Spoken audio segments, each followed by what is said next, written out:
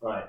So basically, Yeah. there is no formal podcast. We just want to have a chat. Yeah. That thing's playing in the background, and that's it. Okay, cool. Why the fuck did you get into podcasts? I don't know. I've no idea how you did your first one. Yeah, same. Huh? Same, I don't know either. I think it's easier on Zoom.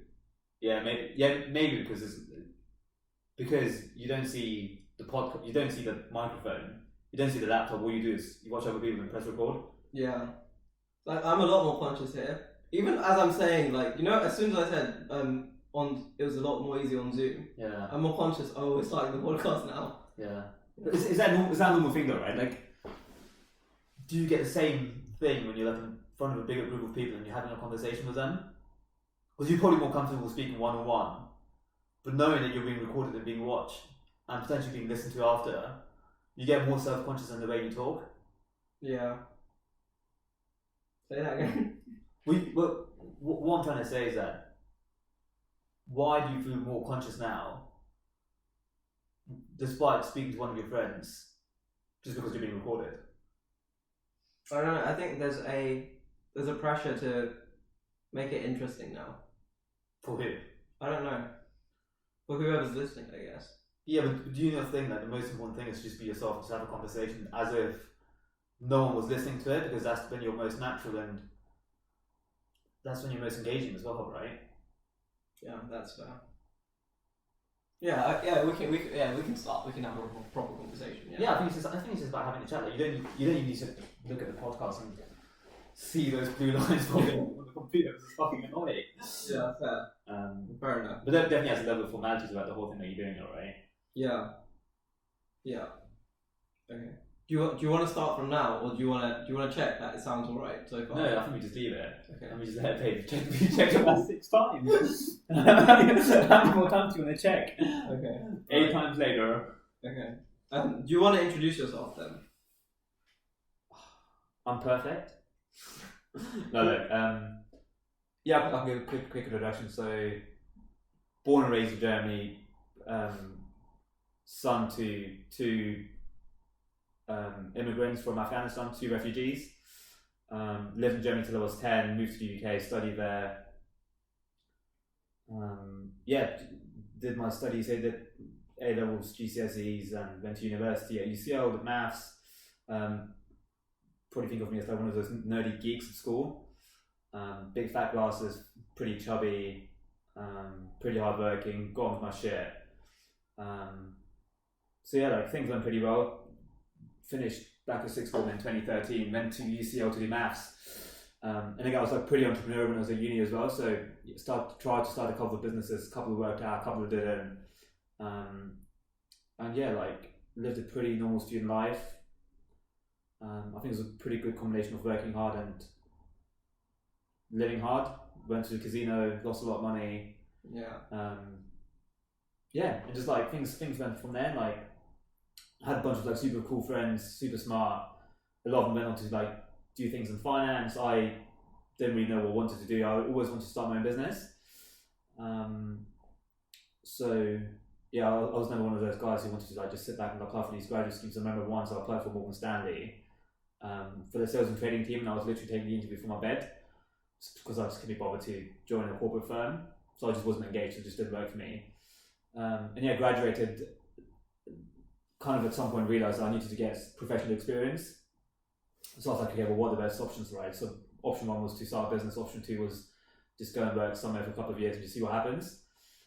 So again, like just like most other people, I just literally went online, looked at a bunch of roles and found a couple of roles in consulting, and there's a bunch of companies, and I interviewed at a couple of places, and I got one, a healthcare consulting firm, joined them for about a year. Pretty quickly realised that wasn't for me, wanted to go and do something else, and I just happened to have had some real estate experience. So I just left. I wanted to find a real estate business, and I said pretty high level, it's assume you're selling a plot of land. That plot of land doesn't have any planning permission.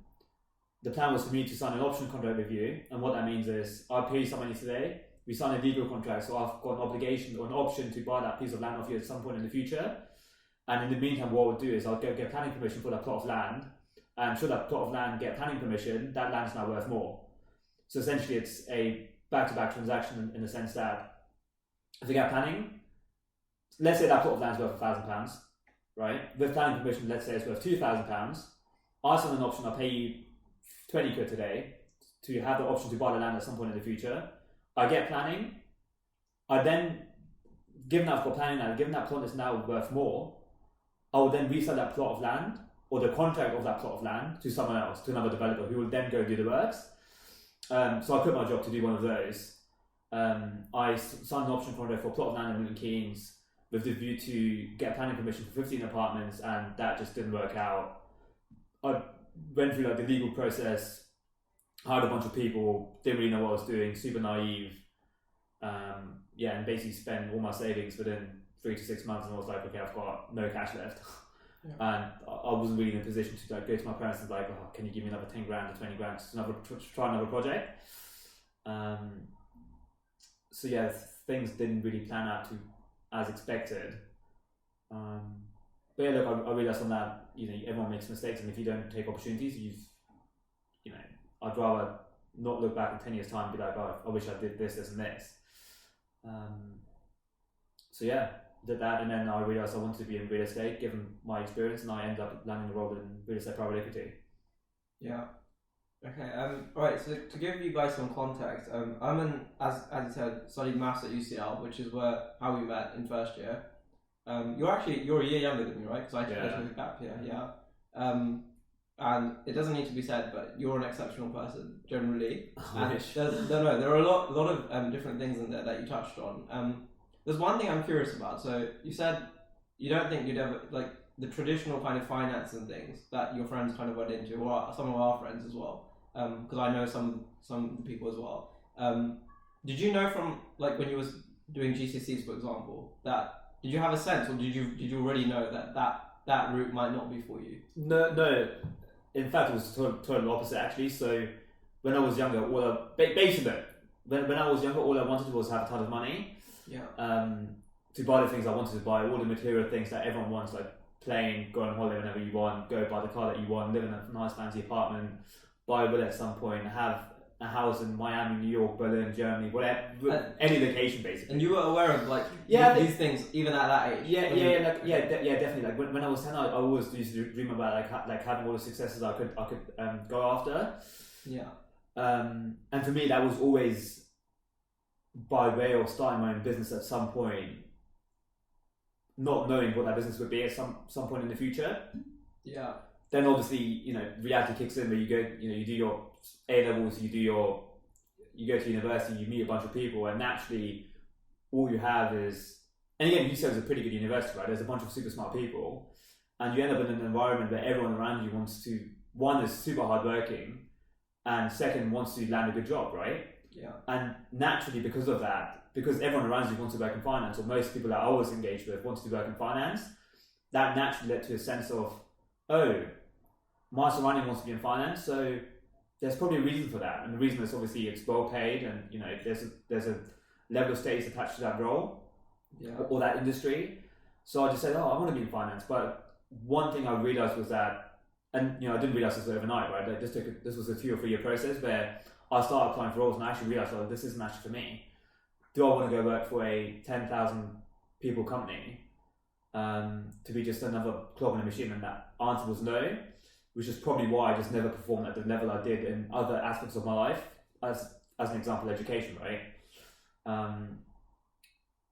So yeah, that was obviously the first conclusion I came to, was I don't want to work for a massive company.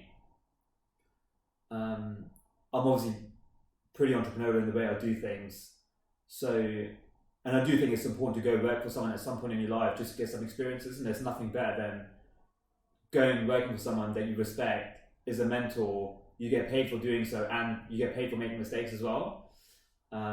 So I've always been a fan of working for like smaller companies, sub 15, 20, 30, 40 people, and putting yourself in a position where you have a lot of exposure to senior members of the team, because that just doing that probably puts you 3, 4, 5 years ahead of most people at your level in your career, working one of those bigger firms. Yeah.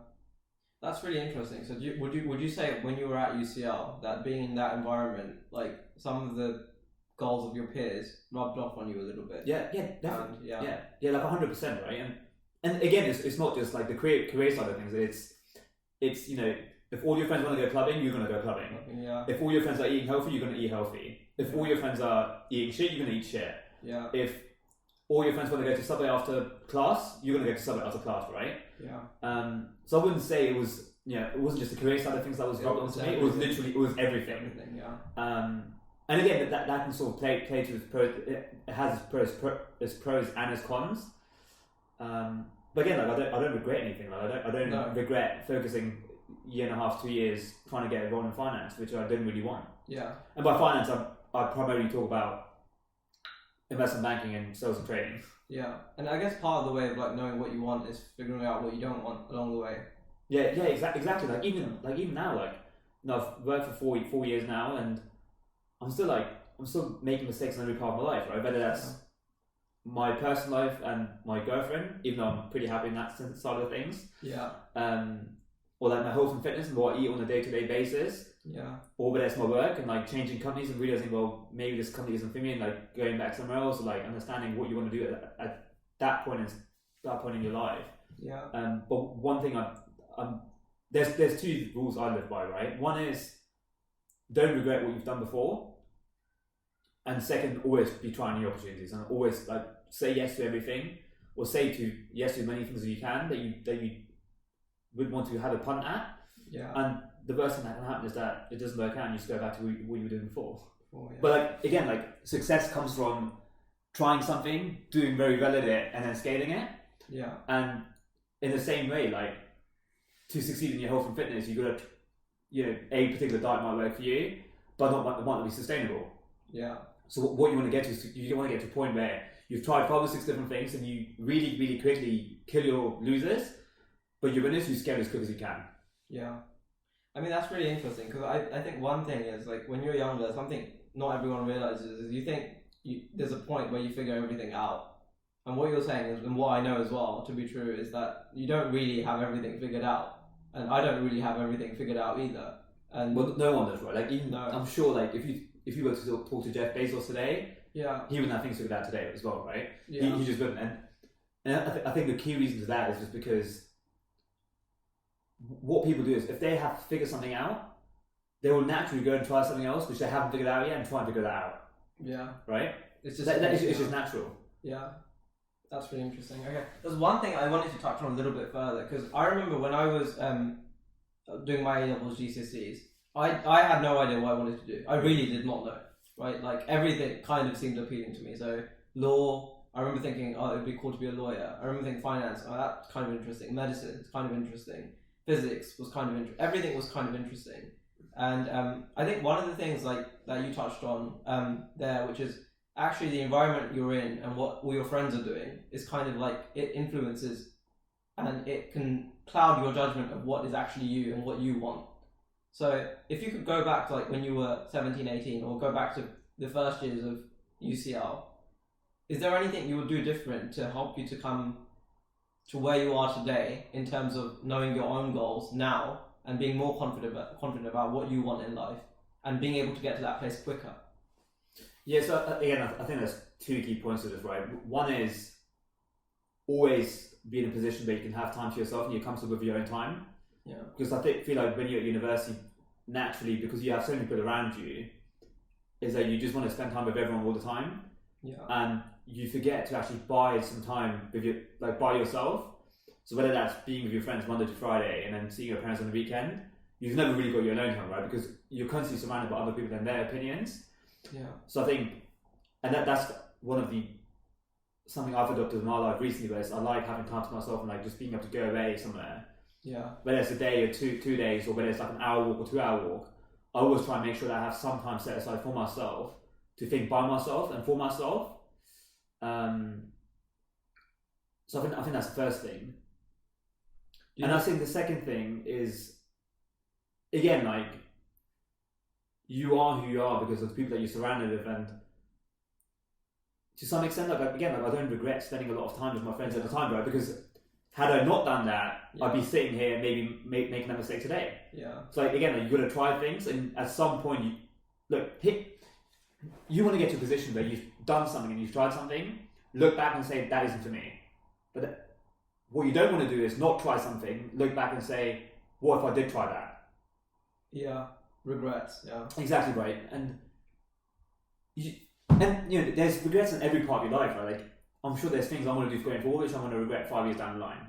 Yeah. And I'm sure there's things I did 5 years before this which I do regret, but like in hindsight, like I'm alive, I'm healthy, There's I'm nothing working. you really regret. Yeah, like nothing is like nothing. I don't think anything has majorly changed my life or changed the way I do things. Yeah. I see what you're Just saying. one thing I would have regretted, and one thing I maybe in hindsight could have regretted is maybe spending too much time in like my younger years, like just studying very, very hard. Because like when I was, back at sixth form, all I did was study 24/7 a day, and I didn't really have a social life, right? I was doing my GCSEs and I sold my Xbox on eBay at the age of like, I think it was like 14 or 15. Yeah. So I had some friends and I had some fun times, but would I wish to be in a position where I can go and play tennis on the weekends and go do martial arts on another weekend? And again, like, maybe if had I done those things, maybe my focus and level of discipline hadn't been to the level it is now, and maybe those are the reasons I am where I am today. Yeah. You don't know. Yeah, again, like, look, and this is not to show off or anything, right? But I came from a background where I was brought up in an asylum home. My parents didn't have anything, and touch wood, like they did everything they could to like get us in the position where we are today. But like today, I'm in the position where I'm able to afford a £2,000 apartment a month. Like, and again, like, that's not me trying to boast. That's me more trying to say, look, as long as you have focus and you have goals, like you can get to where you want to get to. Like, and I know like most people don't want the material things in their life, and even now, like as I was saying to you earlier, like when I was younger, I always wanted a plane and I wanted a nice car and all of these things. And I say that to people now, and the way people look at that and they say is, oh, why are you so materialistic? Like those things don't make you happy. And like, yeah, those things don't make you happy, but me knowing that I want something in my life which I haven't got yet allows me, for myself, to push myself harder in the things I do, to be able to succeed, to get to that position, right? I know that once I'm in that plane, at some point in the future, which hopefully I will be, that journey isn't going to make me happy. But what's made me happy is like going through the grind of where I've come from, to be in a position to achieve something that I've wanted to achieve. And again, it's not just the material side of things, right? It's also being able to give back to other people and going, I want to be able to help people that have migrated from Syria or refuge from Afghanistan to get to the position where I am today as well. Yeah. Because not everyone gets the opportunity, right? Yeah. Like we are so freaking fortunate to be where we are today that it is absolutely stupid to not take advantage of all the things and opportunities and schooling and education systems that are around us. Yeah. Like it's nuts. Yeah, I mean, I've been thinking about that recently as well. Like the level of like luck that is in our side to be here. Just generally like being in a Western country, being able to go to school here, being able to get an education here. If you've got your parents, you've got your health, you've got everything. You've got everything. You've got everything. If you've got your health, you've pretty much got we're everything. In a position anyway, where we're literally in a position where people who have come from nothing are put in a position where they can get support from the government. They've got the internet. You've got YouTube. You've got Udemy. You've got all the resources in the world to like learn about whatever it is that you want to do, and you've got all the capability to execute whatever it is that you want to get done as well. Yeah, that's the world we live in today. Yeah, I came across a quote the other day, and it's quite apt. Like basically, it's not knowledge that is scarce; it's the desire to learn. Exactly. It's the desire to learn, and it's the execution to get done as well. And it's just like you said, like just being able to just trying it. Yeah. There's just way too many people on planet Earth that are just sitting back and watching Netflix all day. Yeah. I know you tell me this quite often. So yeah, but what is it about the Netflix thing that really bothers you? No, is it that people are watching Netflix, or is it that people? Go on. You go ahead. Okay, so is it that because I know that it doesn't bother you that people watch Netflix. People can watch Netflix. That's their choice. Is it that people have ambitions to do a lot of things, but then they go home and then they just watch Netflix and they're not working towards those things? Yeah, is that what it is? Yeah, that bugs you? Like the whole Netflix thing doesn't really bother me that like to an extent. Yeah, I have Netflix as well, right? That's like the point of having Netflix isn't the point. Yeah, the point is more around. There's a load of people, right? And there's a couple of types of people. there's the people that look at successful people and say to them, why are you successful? You take all the money, you take all the jobs, you take this, this, and this, and all they do all day is sit at home and watch Netflix. There's another kind of people which they're pretty happy with their life. They go to work, they come home, they want to chill, they watch Netflix, they do their thing, they go for a walk, and they don't complain, and they're happy. That's cool. It's the people that is the first group of people, and the people that constantly moan about their position, about not getting paid enough, or not having the right opportunities, or the education system being poor, or their teacher not being as great, or their manager being crap, who's not going to help them get them promoted in their company. It's those people that F me off, right? Because all they do is, and look, Netflix is just one example, right? Yeah. There's Netflix, and there's people sitting on Instagram all day. There's just so many distractions around us, and obviously I appreciate that technology has made things easier because it's just so easy to get access to anything you want, whether that's 2 minutes of laughter, just being able to sit back in the evening and watch anything, right? There's just too many distractions, right? And we live in this world of comfort, and people don't want to get out of that. And it just makes me super sad, right? Because there's just so much potential that we can take advantage of, which we just don't. Yeah. It's the lost potential. Exactly. Imagine if people spend the time, instead of watching Netflix all day, let's say you watch 3 hours of Netflix a night, right? Or let's make it 3 hours a week. Imagine removing 2 hours of Netflix and keeping an hour or 2 hours a week, and interchanging the time with education and educating yourself about something. Imagine how much further we'd be in our worlds. But again, it's easier said than done, right? Because one, not everyone's made for that. Yeah. Not everyone's made to study hard or work hard or program themselves, because otherwise how would entrepreneurs take advantage of other people, right? Yeah, I see what you're saying. Yeah, okay, that's interesting. There was one thing I wanted to round up there, because I thought you made a really good point, which is that actually what you were saying before was that a lot of the things that you could have done different, you wouldn't actually do different, because a lot of things just come down to time, right? There's nothing you would change about your uni experience, really, fundamentally, because it just took you. This is the amount of time you needed to get to this place in your life. And if there's anyone listening that it doesn't feel like they're there yet, are you just saying it's just a matter of time? You work towards it, but yeah, it's obviously two things, right? If you do nothing, it's not a matter of time, because if you're not doing anything, then nothing's going to happen. Yeah. So I think it's a combination of one having the desire, like you said earlier. Two is just taking opportunities that come across, so you going out and constantly seeking different opportunities. Yeah. And then third, it is a matter of time. Yeah. So if you do those things, at some point something will work out. Yeah. It just will, because there isn't enough people trying for all the different opportunities out there. There isn't enough. There is competition in the marketplace to go and do things. But if you keep going at some point in time, you will come ahead. Yeah, it will work out. Yeah, honestly, there's opportunity everywhere. And even myself, the other day I bought a ton of Pokemon cards for one of my friends to see if I can pull something interesting that we can get graded and sell online. Yeah. The other day I went to Hull to a vintage warehouse to buy secondhand clothing to see if you can pull out Nike tops. Yeah. I've got my day job. I'm having this conversation with you now, who knows what will this lead to at some point. Yeah. It's just about trying things, just doing things, and just getting out and yes, and some of those things aren't going to work out. The second-hand clothing business, we took a few pictures and we got them edited and we put some money towards it, and we sold 5 things of 70. Yeah. So not everyone's going to work out. But I'm happy to take a loss, and I'm happy to sacrifice going out on the weekend and getting drunk for 2 months to try this. Yeah. Because why not, right? Yeah.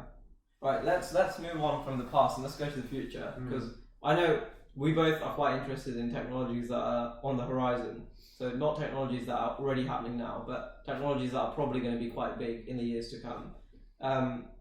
We can talk about VR, but we've been recently talking about NFTs, and I've read up a little bit about this over the last few days. So I'm curious, what do you understand? What are NFTs? What do you understand it as? look, Because I know, because I'll just preface by saying I know you're interested in the crypto space in general. So Aman's been interested in cryptocurrency for like how many years would you say? Because I know you were telling me about this for like like a few years ago. 5 years. Yeah, you've been interested, like proper interest. I think the proper interest sort of came about more recently, like maybe the last 1 or 2 years. Yeah. But I've definitely been involved in the space, I've been reading around the space since university, like second year of uni, which was like 2014, 2015 time. And obviously there's been a lot of advancement in the whole space, and I just find the whole thing just super interesting. There's just so much scope for potential.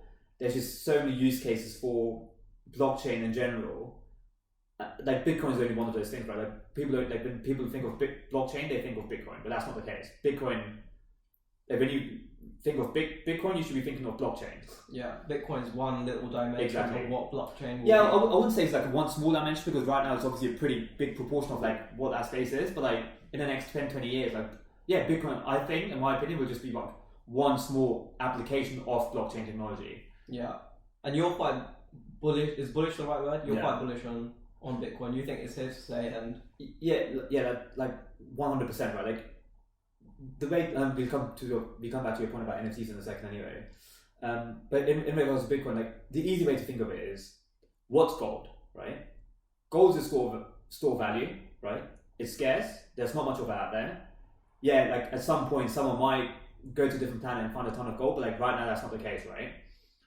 And what's happened over the last 10, 20 years is a ton of institutions and central banks. And central bank is essentially, you can think of it as an entity that manages the money of the country. Yeah. So, for example, Central Bank of England. Exactly. So, exactly. I don't know the American equivalent, but they have one. Yeah. So US have their own one. The Federal Reserve. Exactly. Yeah. And what all these institutions have done over the last several decades is they've bought a bunch of gold to, I guess, hedge themselves from inflation. So inflation is just a very simple term, which basically what it means is, last year a carrot cost you £1. Today a carrot costs you 10p. £1 10p, right? So you've seen inflation, right? Because the same item now costs you more money, right? So you've seen 10% inflation over that year. And generally, that's what people like to buy gold, right? Because it's just a inflation hedge, which means that, in very simple terms, if inflation goes up by 10%, the price of your gold goes up by 10% as well. Okay. And it's liquid asset, people are willing to buy, etc., etc., etc. Now, the problem with gold is that, one, people need to go out and buy it, and they need to store it. Yeah. Second, it's super difficult to trap. Like, if, say you're in London today, and tomorrow you want to go to New York, and you have 20 kilos of gold, how are you going to take that from how are you going to take 20 kilos of gold with you from London to the UK, to New York? Yeah. It's difficult, right? It's just like, what would someone take the hassle to do that? Yeah. Third is, imagine you go to Waitrose or Lidl or Sainsbury's or whatever, and you go do some shopping, or any retailer. How many of those retailers will accept gold from you? None, right? Yeah. Now, on the other side of things, you've got this thing called Bitcoin. Bitcoin is also scarce, so whoever's programmed Bitcoin, Satoshi Nakamoto, he's basically set this program up to say you can only have 24 million Bitcoin, right? Now, there are ways of changing the limits of Bitcoin and changing it from 24 million to 50 million, but that means you need to have a ton of power to be able to make that change in the program. So it's essentially impossible, right? Yeah. Now, the good thing about Bitcoin is that, one, it's scarce, just like gold is. The second thing is it's scarce and it's got a finite supply. There's only 24 million Bitcoin.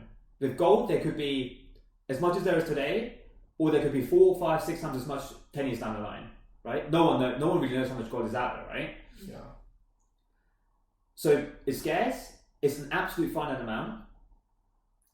It's portable. So if I'm in London today and I want to go to New York tomorrow, in a hardware wallet or in an exchange, I can take that Bitcoin with me and take it away, right? And the fourth point is I can actually spend my Bitcoin, right, on transactions. Like gold, you can't go to a retail store and spend that money. There's tools out there which allow you to get a cryptocurrency bank card. You go to a store, you spend money, and it automatically uses your Bitcoin to make that transaction, right? So those things are around. The issue is that the transaction costs are still pretty high, but those things will be solved over the next few years, and I know there's companies working on that already. So you've got a tool here which is got the same characteristics as gold, but it's just much, much better to use. It's just got a much better user interface. It's got better applications. It's easier to spend. It's easier to store. And generally what happens is when you have a digital alternative to an analog product, that item generally ends up being much, much bigger, right? Yeah. Now, I like to look at this as a way of market cap. So the market cap of gold is 10 trillion, roughly, give or take. Market cap just means if you were to sell all of the gold that you have in the market today, you should in theory get roughly $10 trillion, right? The market cap right now of Bitcoin is around 1 trillion. So that's already a 10 times differential between the two, right? Yeah. So that's one of the reasons the price of Bitcoin is rising right now, right? Because people are forward looking in their assumptions and they say, okay, where can this asset class get to in 10 years' time? And a good proxy for that is to look at the market cap of gold and say, okay, what happens if the price of Bitcoin is equal to the market, the market cap of Bitcoin is equal to the market of gold, right? Yeah. That means that in theory we should expect the price of Bitcoin to be 10 times that it is today because it's a trillion market cap today. Yeah. The price today is around $55,000. So if you times it by 10, people would assume that the price of Bitcoin at some point would be $500 million, right? Per Bitcoin. Exactly. Yeah. Now, the second assumption that companies are doing is, or people are making is, okay, generally, things that are digital are much, much bigger. So let's assume the market cap of Bitcoin is twice as large as it is of gold today. So that means a 20 million market cap, which means 20 times the price today, which means $1 million a coin. Yeah. And that's why people are willing, and that's what you're seeing today. Tesla's buying Bitcoin. You're seeing it's not Space, what are they called? Square, which is the guy that founded Twitter also buying Bitcoin. You're seeing MicroStrategy, which is another US company, buying Bitcoin, right? So a lot of big companies. Exactly. So the first stage was individuals were buying Bitcoin. So that's what we saw in 2017. In this bull run, we're seeing a bunch of companies buying Bitcoin, and in theory, one would expect at some point in the future that governments and central banks will start also buying Bitcoin. Okay, that's a really good explanation. For anyone that's listening and that doesn't understand why Bitcoin is, because if you go on the internet, people say it's going to be worth 500,000 or whatever. That really breaks down why those numbers are coming from. Okay, and I should contextualize by saying that we're not giving financial advice. So if you buy any and lose money, obviously we can't. That's not down to us. You should use your own.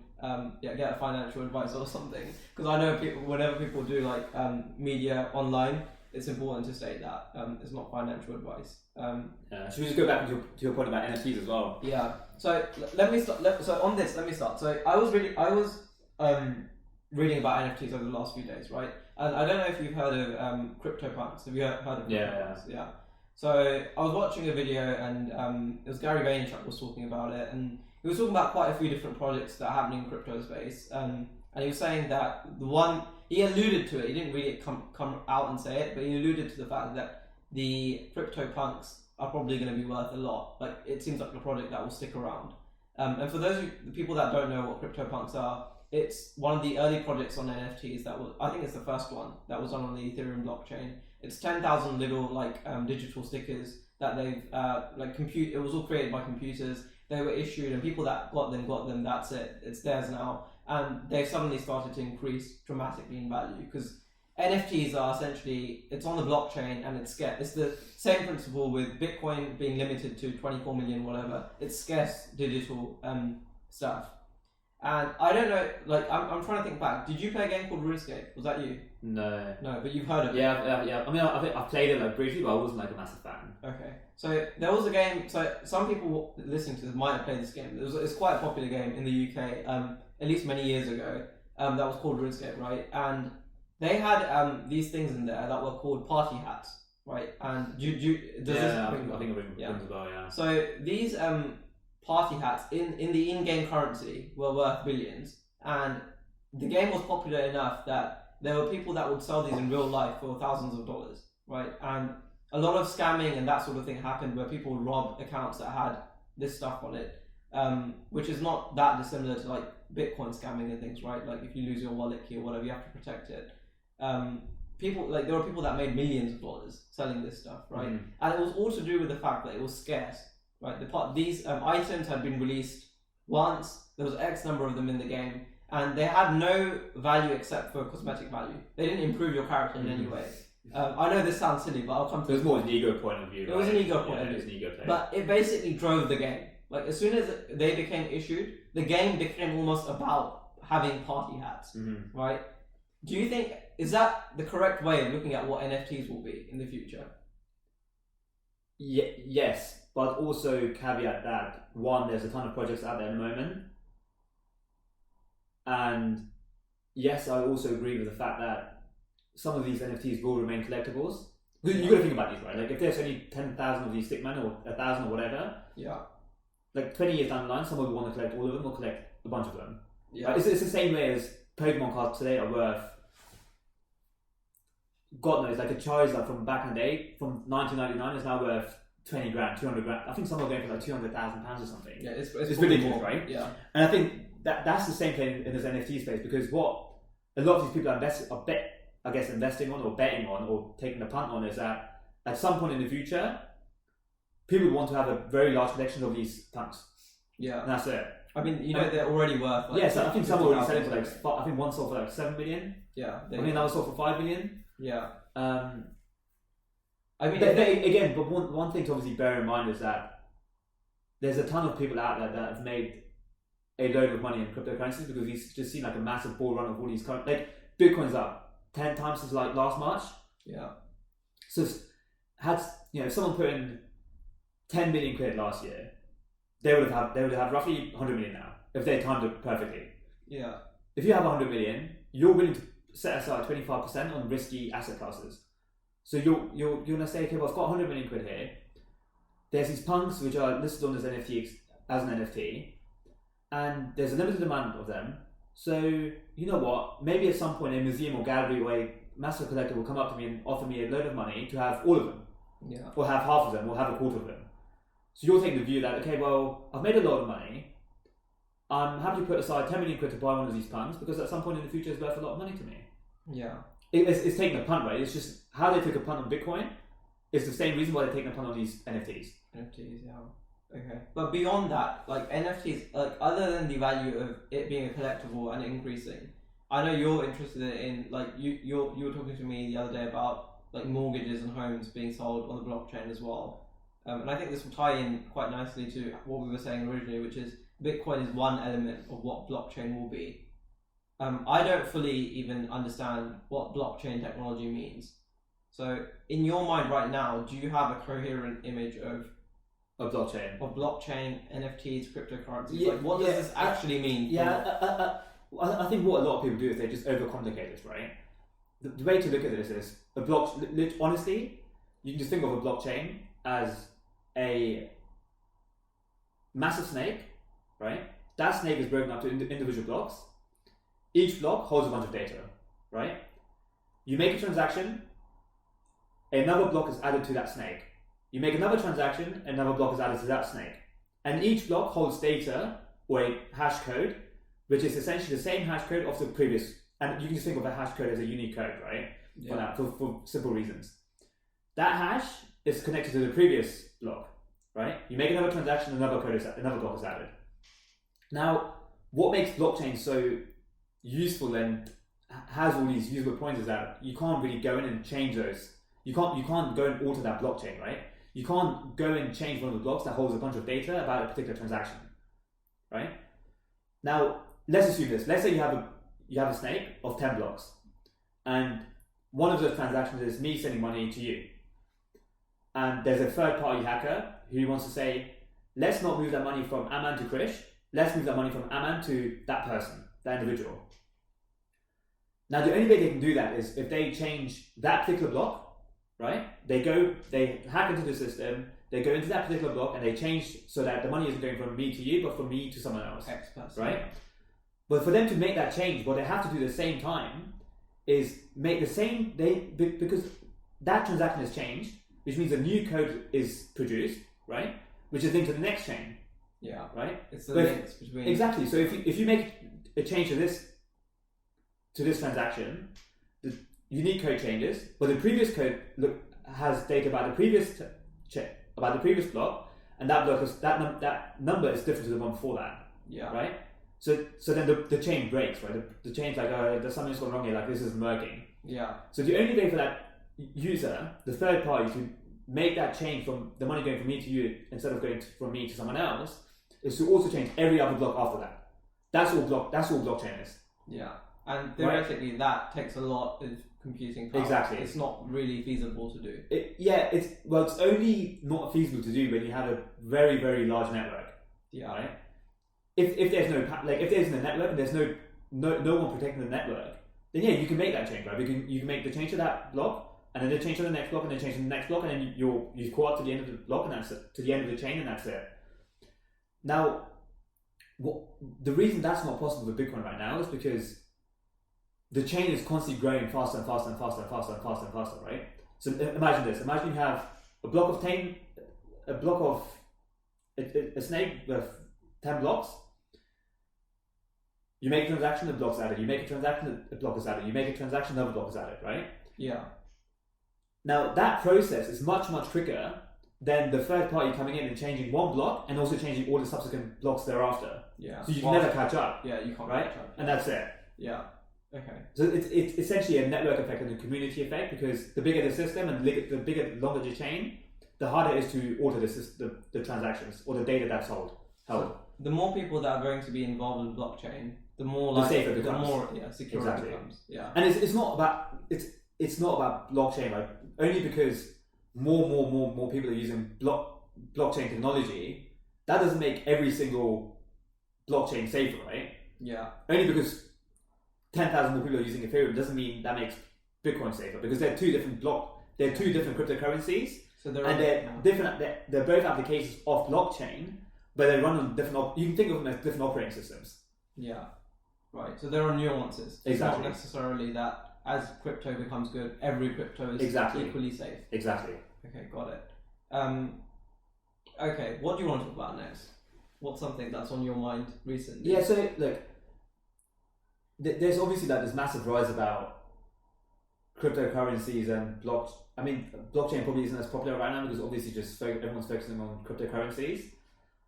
But ultimately, I think we're going to see absolute mainstream adoption and real use cases for a lot of these currencies when we see the combination or the hybrid of cryptocurrencies or blockchain technology coming together with virtual technology, virtual reality. Yeah. Right? Now imagine this, right? There's already a couple of applications that are out there, but imagine one day you're at home and you're like, you know what? Like, I wish I was in the Maldives. I wish I was somewhere else. I think we're going to get to a point where you can literally put it on your headset. You go anywhere around the globe. You can message one of your mates and say, "Come, let's go to Maldives together." You put on your VR headset, you press this button, and you go wherever you want. And all of a sudden, you see two avatars, which is you and your friend. You can talk to each other how you want. You can go for walks. You can see around the parks. You can go to a casino. You can go shopping to the shopping center. You can go and do everything that you do on a day-to-day basis online with someone else wearing a headset, right? And I think what we're going to see is, and we're already seeing this to some extent. There's a couple of applications out there which I don't think those projects will work, but I think they're interesting. There's something called Decentraland, right? Yeah. And essentially, what Decentraland is essentially this online platform which allows you to go online, buy a plot of land, build anything on that plot of land, and that virtual reality, that virtual location is run by its members. So there's no central government, there's no government, right? The government is people that are using the platform, hold their token, who can make votes against certain decisions, right? Maybe at some point the platform may decide to have a president, at which point they can vote on having a president, and everyone makes a vote towards that. And that's what I think we're going to see the true value of NFTs coming out. And like one of the applications right now is like you can go buy a plot of land, you can build a gallery, and you can showcase your art, right? Just like you would go to a gallery here, you'd walk into a gallery, you'd walk around, you say this piece is nice by Banksy, this piece is nice by Cause, and I want to buy this, and this. Right. In the same way, at some point, you can go with your mate online. You can go to a gallery. You can look at a piece of art. You can buy that piece of art and store it in your virtual reality home. Right. That's one example. Another example is someone else might decide to build a shopping center. Yeah. That shopping center may allow you to rent out some of the space to online retailers who can showcase their online website in virtual reality in this shopping center, paying someone, I don't know, $5,000 of rent per month. And what you do is you go into the shopping center and me and you walk into the store. We can look around clothing just like we would normally. We can try on the clothing in the avatar, see how it looks on us, see in the mirror, and we can buy it. And that's connected to the real world. And that you made the order, and then someone sends the order to your house the next day or the same day. Yeah. You then pop out of that store and you go to the food court downstairs in this virtual world, right? And rather than going on Deliveroo on your app, you go downstairs, you walk around, you have a look at, here's McDonald's, here's KFC, here's Nando's, here's something else. You literally, as you would do in a shopping center, you look at the menu, you can look at the menu, you see what's interesting, you speak to another avatar, you make your order, and that transaction is made, it's stored on the blockchain. Then there's another token called Chainlink, which connects the virtual world with the offline world, and then Deliveroo will come and deliver the order to you in the next 20 minutes. Yeah. So I think that's where we're heading to, right? Like, we're going to see this, at some point, these virtual reality and blockchain technologies will clash together, and that's when you see real use cases of this technology. Because right now, a lot of people are just speculating on like a lot of these tokens, which aren't really worth much. Like some of these are worth billions of dollars, and they don't really have a use case yet, right? No one, like, they're not even they haven't got a product yet. Yeah. They have an idea for a product, but that product isn't live yet. Yeah. Okay. That's an interesting picture. Yeah. If Pokemon release NFTs tomorrow, or let's not say tomorrow. Let's say in 2 months' time, they release their first NFT project, and it's got all the really popular characters, and it's not a replication of what they've already done before. It's native to NFTs. How much do you think that would be worth initially? Like, are we talking like, are these like IPO numbers, like really big? Yeah.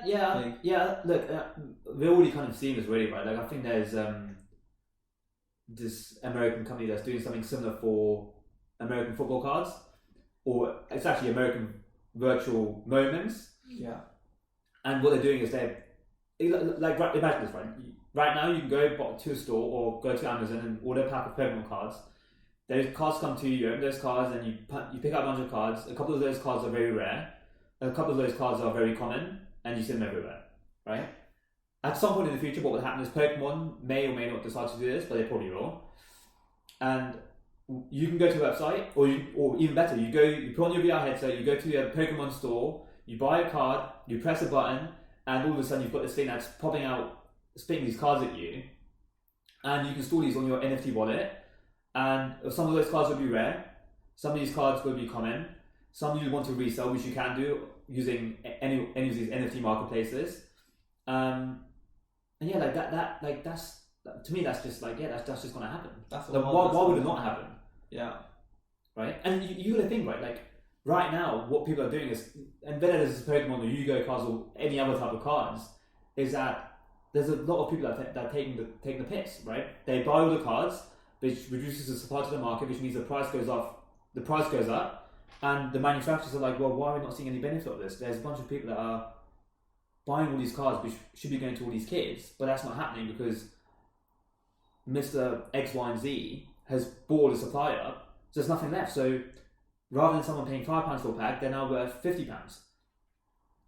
So I think what will happen at some point in the future is like these manufacturers will release them on the NFT, on the Ethereum blockchain, and people don't see the power of this, right? But what these NFTs allow you to do is essentially program in particular events, and then another event may take place as a result of that event taking place, right? So what that means is, let's say you open up a bunch of Pokemon cards, and let's say you pull a Charizard, right? And this is let's assume this is one of the most rare cards, and there's only 10 of them. Yeah.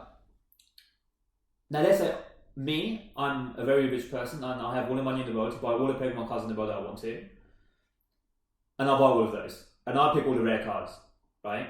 Now, in the normal world, what would happen is I would go sell them on eBay or I'll go sell them on Reddit somewhere, and I'll get a ton of money of them, and the manufacturers will not see any benefit of that, Yeah. right?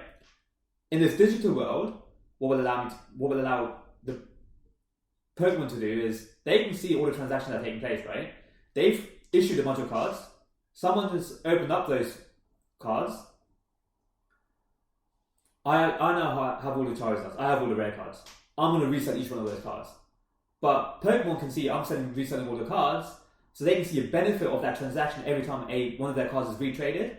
Yeah. So I think that's like, it's just a win-win for the end user, and it's also a win-win for the manufacturer, the company that's actually issuing these cards in the first place.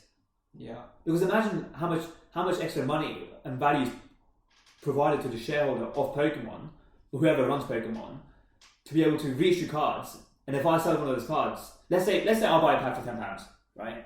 And I'll pull a card which is worth £500, and I'm going to sell that £500 card on an NFT marketplace, but they're going to say, okay, you're going to resell that card, but I want 10% of every transaction every time this card is retraded. So they see £50. Every time. Yeah. Yeah. So that just makes me think, like, even assuming there's no benefit to the consumer itself, there's definitely benefit to the company that's manufacturing these cards.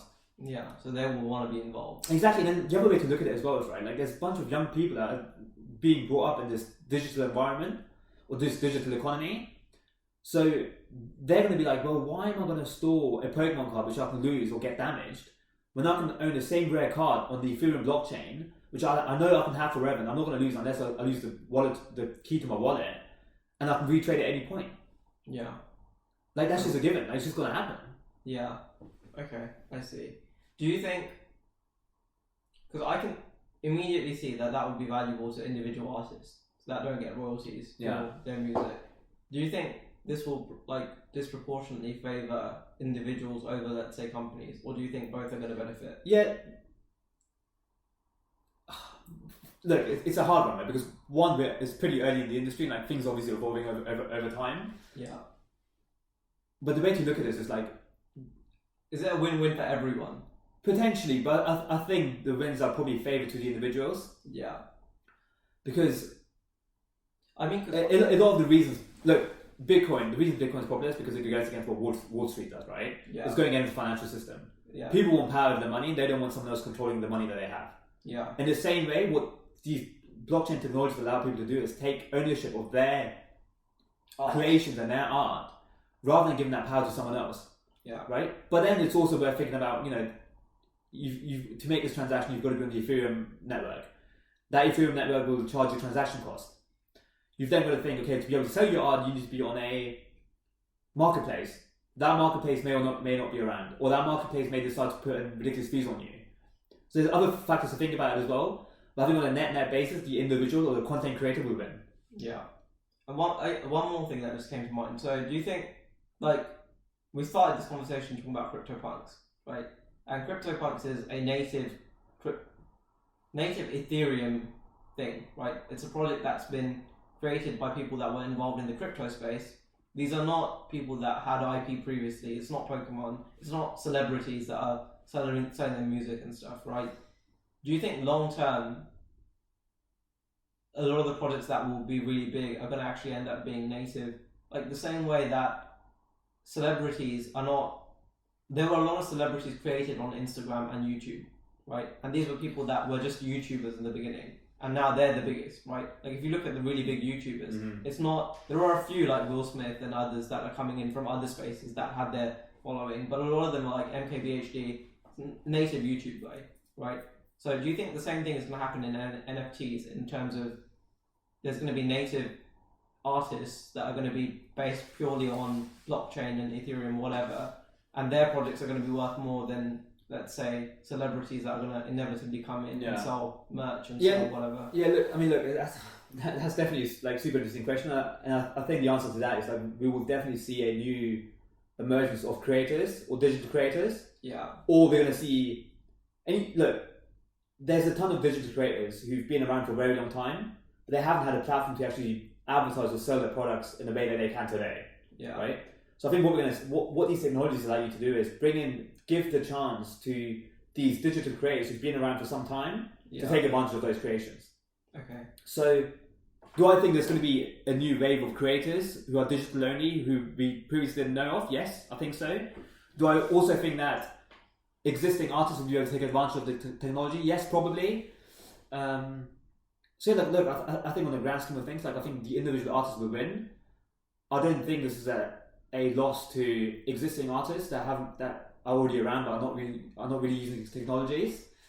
But look, ultimately, I think this will definitely create a bigger emergence of content creators. But I don't think anyone is at a disadvantage other than large corporations who've been around for a long time, whose power is essentially being or trying to be stripped away. Yeah. Which it is, right? And like that's when we talk about this point about decentralization, right? What we want is we don't want someone who constantly tells us what we can and can't do. We just don't want that. No one wants right? that, yeah. Whether that you're an individual who has to constantly listen to what the government says to you, or whether you're a son and you constantly have to listen to what your parents have to say to you, or whether you're an artist and you constantly have to listen to what the corporation you've got contact with has to say to you, the management, like that power is being stripped away, right? Yeah. And that's what these technologies will come in and do. Yeah, and that's ultimately a good That's a great thing, right? Like, the power should be stripped away from people that are abusing the system. Yeah. Well, yeah, the system creates a gap for abuse to take place, right? Yeah. Whereas if we're all just doing our own thing and able to put our stuff there and know that, and you got to bear in mind, like, the way people might look at this is they say, oh, like, if the central authority is taken away, then there's no oversight of what's going on in the system. But actually, that's not the case, right? Because the community is the system. The community makes the decisions. That's what blockchain is. Exactly. Yeah. That's what blockchain is. Yeah. And imagine like, the example I gave earlier, this Decentraland, right? Which is a land with no central government, and you can do what you want. Yeah. But that doesn't mean to say that there's 10,000 members. One of those members is acting in a very weird, dodgy way, or they're doing things they shouldn't be doing. Then there's no reason why they can't be kicked off by everyone else because everyone else can vote against that person getting kicked out. Yeah. Right, that makes a lot of sense. Okay, you're in between work right now. Yeah. I know. No, I'm curious. What are you going to be doing in the next couple of months? What kind of projects are you interested in right now? A lot of the insights that you shared here, like I've actually learned some stuff again, and it's reinforced and helped me understand like a lot of the stuff that you're talking about. I'm sure people that are listening have gleaned quite easily that this is stuff that you're passionate about and that you enjoy and you're excited about. What are you involved in the next few months? What are you looking to get involved in? Yeah, so look, like no real set plans in place, and I've kind of done that on purpose, right? Like, I think having gone to sixth form, then university, and then work, and like there's always been some structure in my life where I've said, okay, this is what I'm going to work on, and this is what I'm going to achieve. This is what I'm going to work on, this is what I'm going to achieve. This is what I'm going to work on, this is what I'm going to achieve. I just want to get myself to a position now where I can just try like a bunch of different things. Like, and I mentioned a couple of this to you earlier, right? Like, I've been involved in like some secondhand clothing, just seeing what happens there. Yeah. And I've tried with Pokemon cards, and that's not because I want to take those projects full time, but it's just to like, it gives you a good sense of like the people that are around and the people that are active in those markets. And you know, because I'm doing like working on those things, I'm like, okay, I'm speaking to some random guy in Hull who's created and this, like, I remember, like, this is an interesting conversation, right? Like, I went to this warehouse, and the warehouse was actually founded by a homeless person, and he's turned this second-hand clothing business into like one of the biggest vintage clothing businesses in the UK, actually in Europe. Yeah.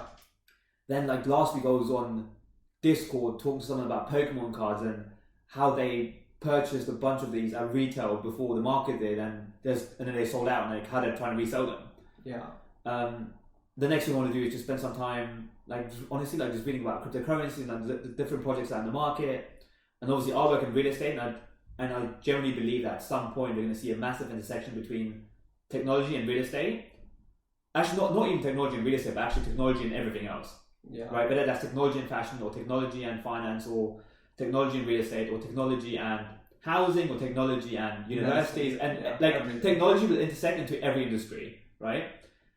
Now, me being in the real estate industry, I just want to take some time out to understand, okay, well, how will how will technology affect the real estate industry, and whether that's an application of technology within real estate, or whether that's a technology of a kind that may take away the power of real estate. Yeah. So as an example, Zoom didn't have an impact on how real estate works, but what it did do is allow people to be in a position to not have to go into the office to undertake the day-to-day work that they do anyway, right? Yeah. So it's like, I think a super important thing is, and skills, like a super important skill set is to be able to take a step back and look into an industry or a sector or something and say, okay, this is how it functions today. How did it function 5 years ago and why did it change? Then forward looking 5 and 10 years and saying, where are we going to be in 5 years and why are we going to be there and how can we get there, right? And a lot of people look at technology and say, technology will take away all the jobs, or technology will do this, this and this, which is all negative, right? But actually there's so many positives about technology, and ultimately what technology will allow us to do is be able to buy our time back to do things that we want to do and that we're good at, right? It will take away the day-to-day processes, it will make real estate more efficient, it will make entertainment more efficient, it will make fashion more efficient, etc., etc., etc., right? Yeah. And like as an example, right, when I say making fashion efficient, people might say, well, what does that even mean? What that means is right now, you go on ASOS, you buy some clothes, you order those clothes in, you try the clothes, some don't fit, you send those clothes back, right? Technology can help you reduce the number of returns that you make on a day-to-day basis, right? Whether that's the integration of AR, VR, or whatever, like technology will at some point change that so you don't have to do those things again. Yeah. And the same thing is happening in real estate, right? Yeah. It's just taking a while. It's just slightly slow in the real estate space. And real estate is obviously a lot more traditional in the sense that those changes have taken a lot longer to be made. And I do think at some point they will be made. And if they don't, then technologies like Zoom will take the power of real estate away. Yeah. It's either drawing or exactly behind. Yeah, absolutely. Yeah. Agreed. Right, any final thoughts? Anything that's on your mind that you want to talk about? No, you tell me about you. Like, you've obviously, you were at UCL, you dropped out of UCL, you took a few years out, you then went to Imperial to do medicine. Yeah. Let's tell me a little about like, just like literally like a few overview of like your story and where you want to go. Yeah, so we can go into this into more depth in a future episode because this one's getting I feel like it's a good length right now at what we're at. But so for those of you like going back to the beginning, so I met Aman at UCL in my first year. I was doing natural sciences, Aman was doing maths. I had, as I sort of alluded to earlier, I didn't really know what I wanted to do. So when I was doing my A-levels, I could have applied really for X degree, right? Could have been engineering, it could have been medicine, it could have been law. Natural sciences was my fifth option. Medicine was what I wanted to go into, but things worked out in a way that I ended up doing natural sciences at UCL after doing a gap year. I left, as I've done a video on this on my YouTube channel, I left after 2 years, which we can talk about in the future because I'm pretty sure Aman could give some good insights about what my life was like at that stage. Because for those of you that don't know, I was actually living out with Aman in my second year as well. So we were living in Camden with a fellow friend. I don't think Vishal will mind if we say his name. Yeah. I've said it anyway, so yeah. Do you reckon he'll be listening in to this part Maybe. long? Maybe. Okay. So alright, I hope you're doing alright, Vishal. Yeah. So we were there. What was your question? So you just want a brief overview? Yeah, what did you learn from that experience and like what like? So So who drops out of the course? Yeah. 2 weeks before exams. Yeah, it's funny you say that because I feel like what you're saying now is you're just exploring a lot of different things. Yeah. And I think what I realized in my second year at UCL was this isn't for me. It was very apparent to me, like on a deep level, that this is not the path that I want to go down. And I had a similar thing, which is funny because maths, it makes a lot of sense. The maths and econ, a lot of people are going into finance. But actually, with a degree like natural science, quite a lot of people are actually thinking about graduate schemes in finance. There are some people that want to go into lab work and other things like that. And there were some others that wanted to do medicine in the future, right, graduate medicine. But actually a good proportion of students were thinking about, we're going to go into finance. Either finance, law, I kind of mix them together. It's not all the same thing. But people that want to go into a graduate scheme in the city and work there. And in my second year, I think, early on in my second year, I realised that this isn't for me and this is where this is leading. I couldn't see at that stage that I wanted to go back and apply for medicine, So that was not on the horizon. All right, let me finish and I'll go and do graduate medicine. And as I said, I kind of, whilst I was doing my A-levels, up to this stage in my life, I'd never really given any thought to what I wanted to do. But I had a sense of there is something that is for me, but I don't know what it is, right? And I used to watch videos about like, oh, you need to do things that you're passionate about, you need to find your passion, etc., etc. I had a very strong sense that there is something I need to discover about myself, but I couldn't get there. I couldn't get there. And whilst I was in my second year, I realized that being at UCL was not going to help me get there. It was very clear to me. I don't know why, but it was just evident that staying here is not going to move me forward. It's just, I will have a degree at the end of it, but other than that, I'll be in the same place that I was when I applied. So I left, and part of that was because exams were coming up, which is what you're saying. Yeah. I hadn't done a lot of work up to that point for exams, so I was a bit worried about that. But I knew in the back of my mind, like, I don't know if we spoke about this at that time. I don't know if I told you, but I remember saying I want to write a little bit because I was doing a little bit of blogging online. If you remember, I remember talking about German motorways. So I knew I wanted to explore that.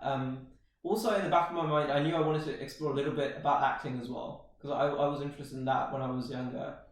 I knew I wanted to look into doing something entrepreneurial. I think I was a bit naive in that I assumed that to be a successful entrepreneur, you don't need a high-level academic education. That's not what entrepreneurs do. I guess in one way or another, I sort of assumed that having that skill set of being academically trained might actually be counterproductive in the kind of mindset you need to succeed in an entrepreneurial way. So I think there was a little bit of romanticism there, which was, no, this is not what, right, proper entrepreneurs do not go down this route, right? You need to go out and explore the real world.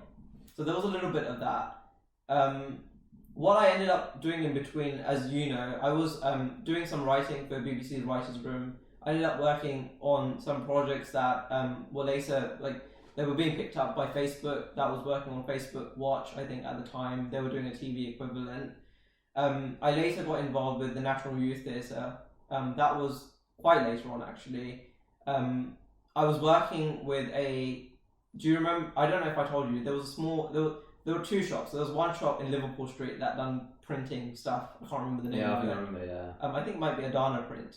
Yeah, and there was another one near Imperial, actually, in South Kensington. The name now I can't remember.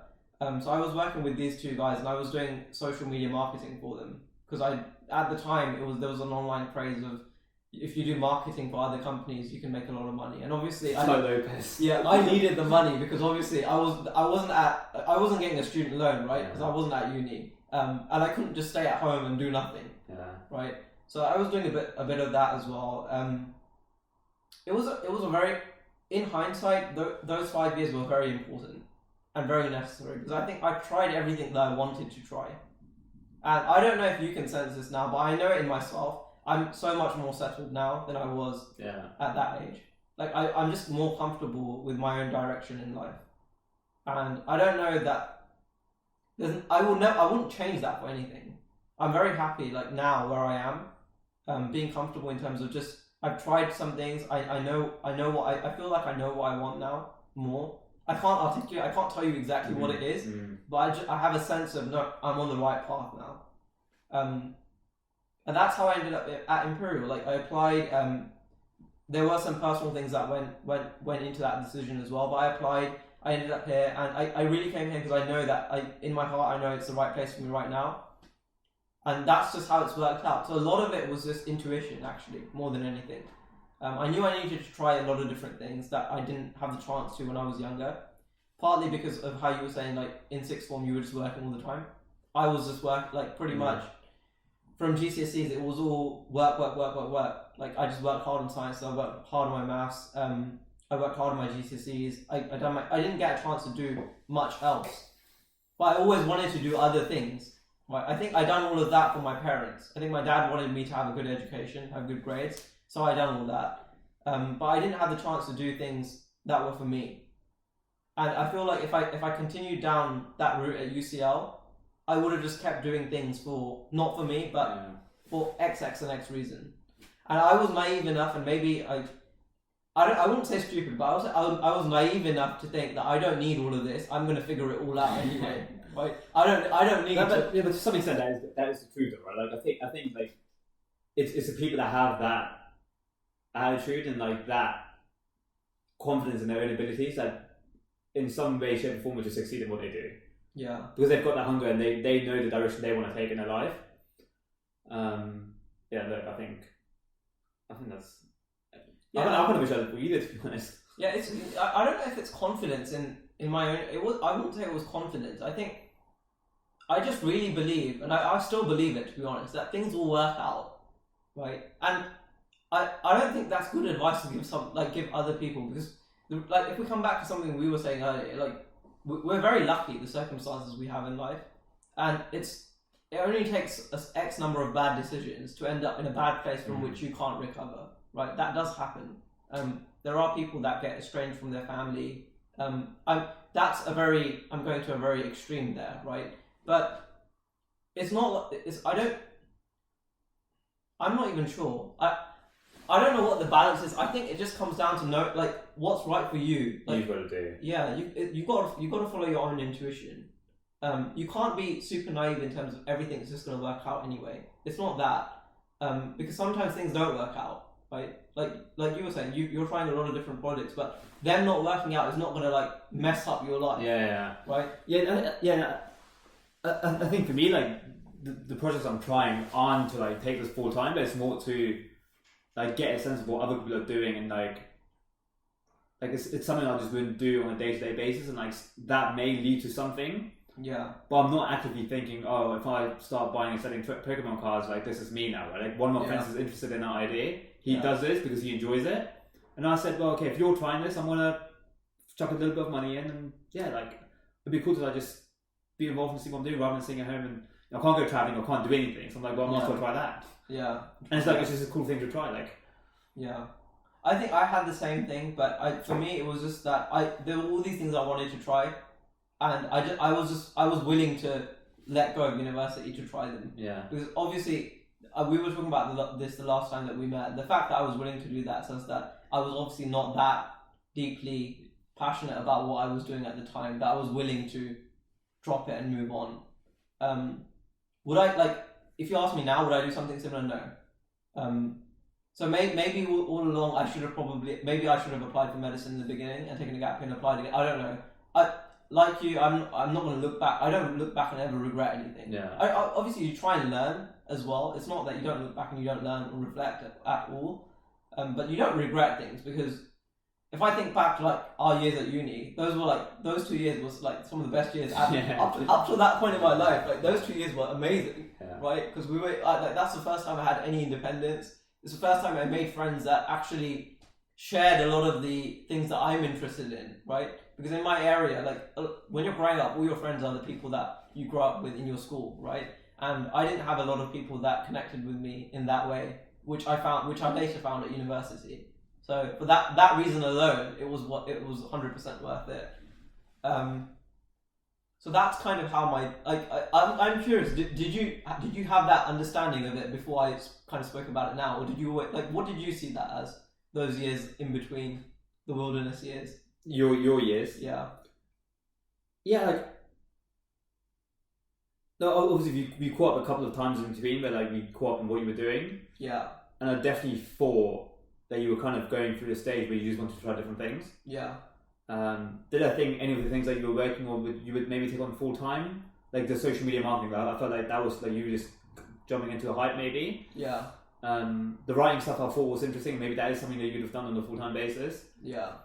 But look, I think everyone has to go through not everyone, but some people do need to go through that phase in their life where they have to try and experiment with different things. Yeah. And I think I've done that as well, but I've just done it in my own way, and you've done it in your own way, and someone else will do it in their own way. Yeah. And some people will just never do that. Yeah.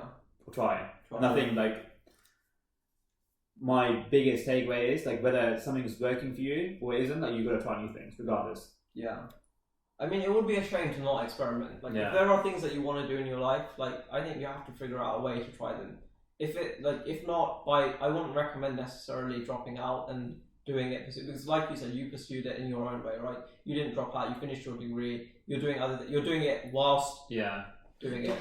I think one thing to also bear in mind is I think when people say that you're gonna try new things, I think some people like overcomplicate it and they think, let me try like a new big crazy idea. Yeah. But sometimes trying a new thing might just be as simple as trying to cook a new meal every weekend, or you want to be a influencer that maybe like posting a video on YouTube every weekend. Yeah.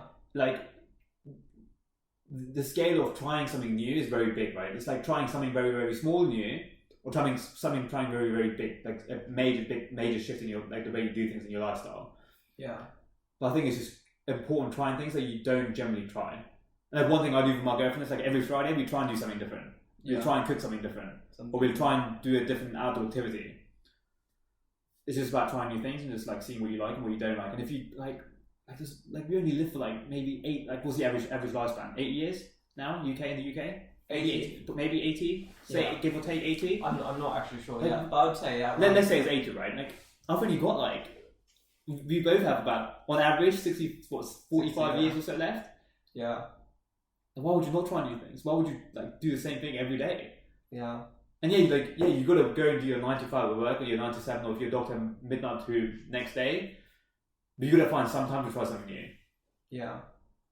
Yeah, I mean, like, if you're someone younger and you're listening, because a lot of people are career driven and they have their own, like, especially like what I'm seeing now at Imperial, like a lot of the people that are going into, for example, medicine know that they want to be doctors and that's their life, right? And that's fine. But I think one thing like that's worth, if there's anything worth taking away from this, is like even if it's not in a monetary sense, like having your hobbies and like your passion projects and things, and those projects don't have to bring any financial value in your life, right? Even if it's just for yourself, like if you like drawing, for example, because one of my friends was mentioning this the other day that she wants to draw stuff in the summer, right? I think that's pretty great. I think it's worth, like, those parts of yourself, don't suppress them because of your work or other things. And then if, like us, if you're interested in entrepreneurial things, you can pursue them in other ways, I guess. But yeah. Cool. Is there anything else that comes to mind for you? No, I think it's all good. Like, what top 3 tips would you give to anyone? What are your top 3 tips for? What 3 tips would you give to like someone you speak to, like you, like say you were speaking to yourself like five years ago? What 3 tips would you give yourself?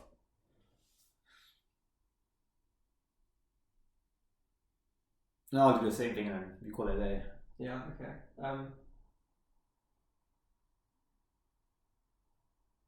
It all continues to work out. That's number 1. Not it will all work out, but it all continues to work out. So if it's working out for you now, it will continue to keep working out. It will work out. Don't worry. Just get on with it, and everything will continue to work out. That's number 1.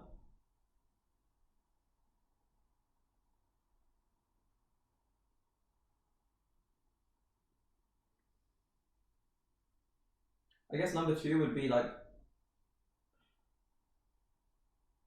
I don't, this is a bit cliche, but for me it's true. I think this is something I would say, is don't ever give up being kind. Right? For nothing. Like, just be kind. Don't let that part of yourself go. Because that's something I think my mum would have, like, that's something she taught me. Always respect people and be kind. And I don't think I would have not gone down that route anyway, but like in certain environments, I think that can change. So continue to be a kind person. Be kind. These are getting a bit heavy now, right? Yeah. Number 3, I'll try and find a light one.